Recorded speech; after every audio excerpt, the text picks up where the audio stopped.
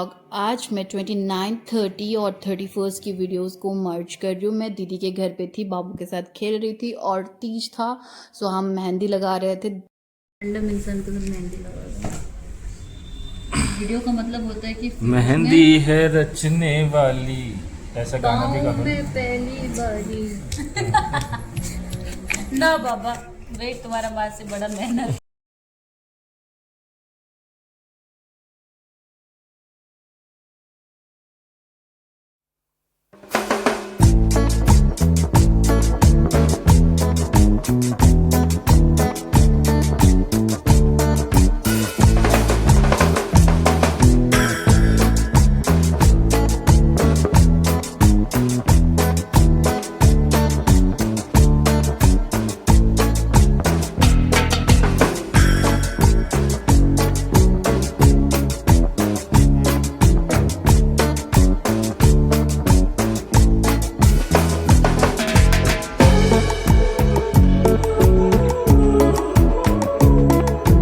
Thirtieth को मैं और शौमित वापसी घर आ गए थे। हमने मूवर्स और पैकर्स को थर्टीथ को ही आने के लिए बोले थे। पैकिंग वैकिंग सब वो लोग करके लेके गए थे, बट पैकिंग से पहले वो लोग सब पैक तो करते हैं, बट स्टिल घर की जो बुरी हालत होती है, हर एक छोटी चीज़ को उनको देना, फिर जाके वो लोग पैक करते हैं। और इतना बुरा लग रहा था घर को ऐसे देखना। काफ़ी अटैचमेंट हो गया था इस घर से। मुझे ये घर बहुत सुंदर लगता था, बहुत अच्छा लगता था मुझे भी, शौमित को भी। और आप कैसे भी घर पे रहो, छोटा हो बड़ा हो, अटैचमेंट तो हो ही जाती है। वही हालत थी मेरी और शौमित की। जब हम ये घर पे शिफ्ट हुए थे तो ये घर कम्प्लीटली एम्प्टी था। एक एक चीज़, हमारे पास पहले से कुछ भी नहीं था। हम एक एक चीज़ खरीद खरीद के ये घर पे भरे थे और फिर हमें छोड़ के जाना पड़ रहा था, तो बहुत ही बुरा लग रहा था। और ये भैया आए थे हमारा सामान शिफ्ट करवाने के लिए, और ये भैया बहुत ही स्ट्रांग है। इतनी बड़ी बड़ी बैग्स एक बार में, एक हाथ दो हाथ में ना, दो दो तीन तीन बैग्स लेके जा रहे थे। और एक मेरी ट्रॉली थी जो कि 35 किलो उसकी थी, वो उन्होंने एक ही बार में उठा लिया। बहुत ही स्ट्रांग है भैया।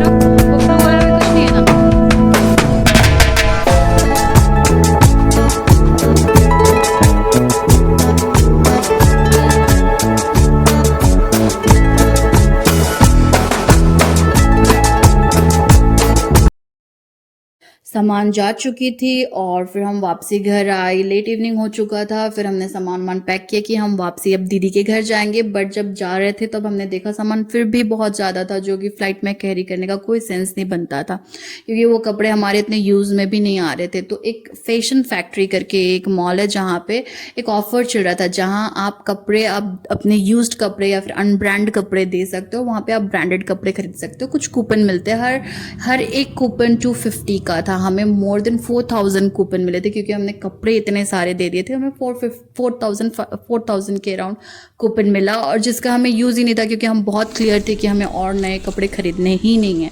सो हमने वो सारे कूपन्स मॉल में बांट दिया। जिस किसी को भी, दोनों इतने खुश हो गए। हमने सारे बांटने के बाद भी बहुत बच गए थे, तो फिर हम बाहर जाके लोगों को बांट दिए। अभी बचे हैं, किसी को दे दो बाबू कूपन वहीं पे।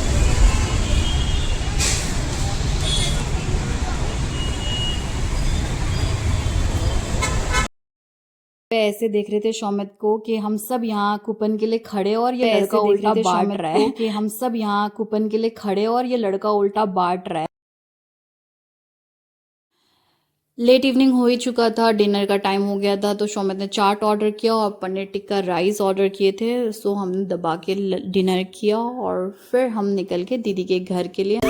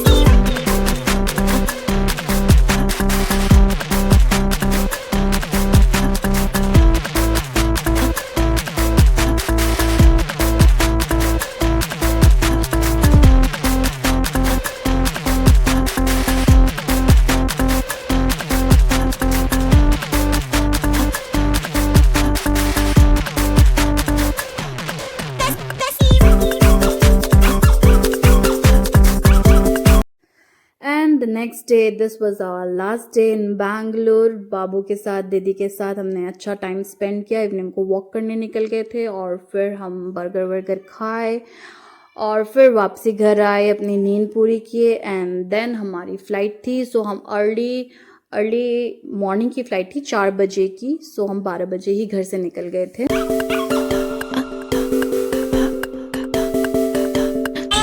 बाबा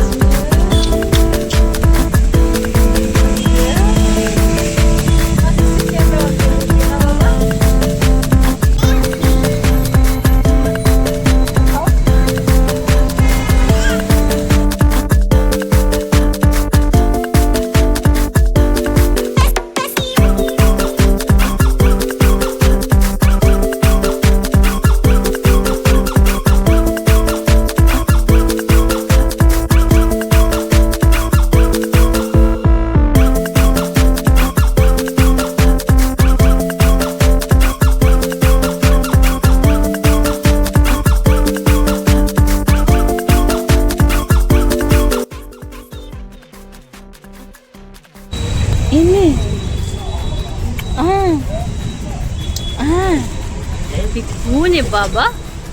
कोण आहे बाबा? कोण झालाय बाबा?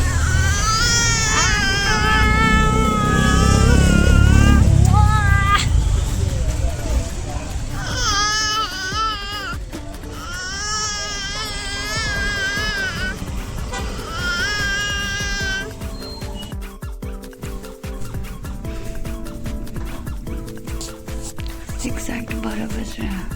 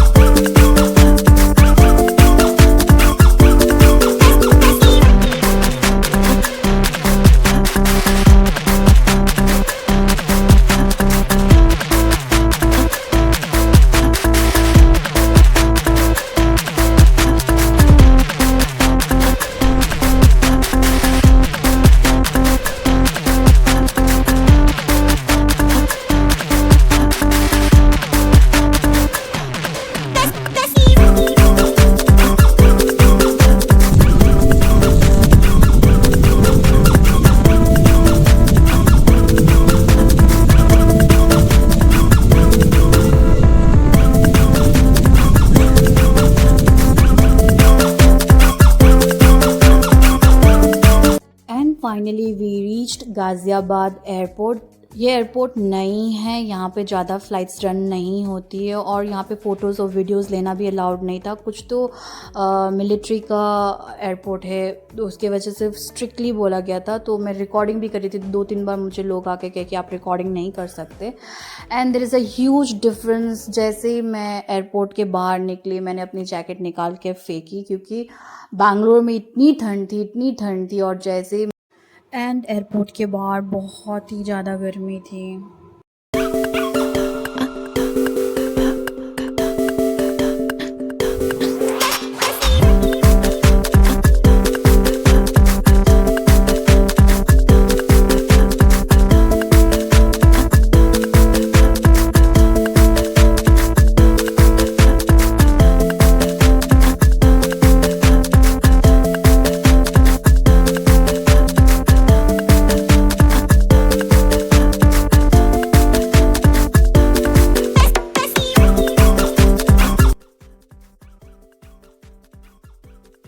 सो आफ्टर 4 डेज़ मेरे सामान भी आ गई थी। सो मैंने सारे सामान को अनपैक किया। ये था बैंगलोर टू यूपी का मेरा फुल व्लॉग। अगर आपको मेरी व्लॉग अच्छी लगी हो तो please do like and subscribe. Till then bye bye.